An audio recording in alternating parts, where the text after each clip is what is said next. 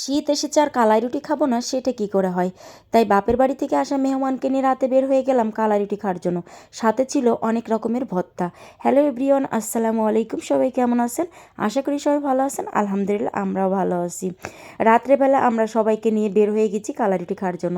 এদিকে আমরা চলেও এসেছি এই যে, আর এখানে বেগুন ঝোলানো ছিল আর এই যে সাজানো ছিল বেগুন ভর্তা করার জন্য। পাশেই এই যে চলন্ত চুলায় কালাই রুটি বানাচ্ছে। আর এখানে 4টা তাওয়ায় 4টা করে রুটি দেওয়া আছে। যেহেতু শীতের সময় তাই নাকি প্রচুর ভিড় হয়। সাথে এদিকে ছিল অনেক রকমের ভর্তা, সেটাও আজ আপনাদের সাথে শেয়ার করব। মামা কি কি ভর্তা? এটা কি ভর্তা? আচ্ছা, এটা আচ্ছা, এটা বেগুন ভর্তা সব একসাথে মিক্স হবে তাই তো?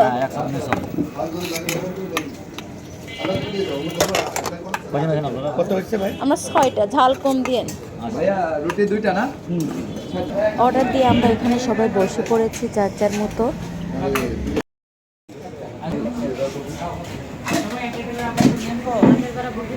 আমাদের কালাই রুটি ভর্তা চলে এসেছে, খাবো সবাই মিলে।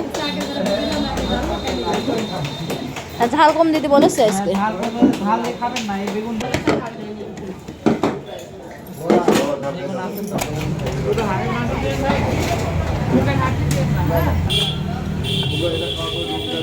হাঁসের মাংস তাই তো? হাড় একটু একটু কম দিয়ে না। আচ্ছা, চেষ্টা করবো।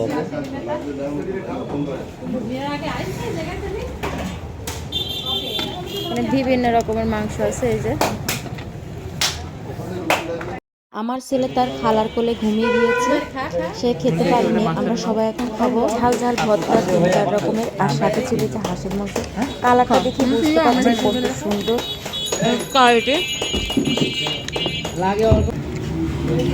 বেগুন ভর্তা ঝাল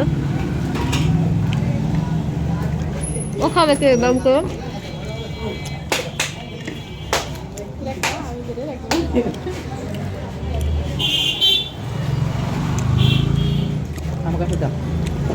আমার কাছে না, আমার কাছে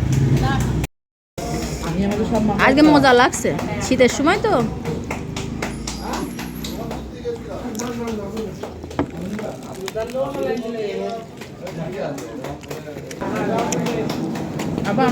হাঁসের মাংস খুব মজা।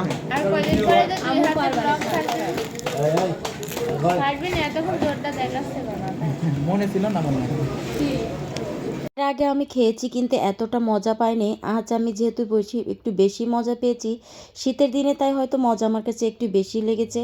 আর কার কার পছন্দ অবশ্যই সময় কমেন্ট করে জানিয়ে যেতে ভুলবেন না। সবাই মিলে খাচ্ছে, এই যে 2টা করে নিয়েছি। ফাইনালি খাওয়া দাওয়া শেষ।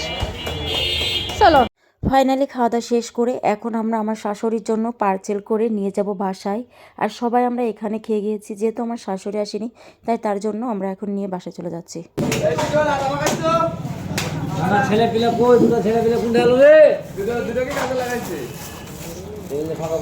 শাশুড়ির জন্য খাওয়া দাওয়া শেষ করে নিয়ে যাচ্ছি।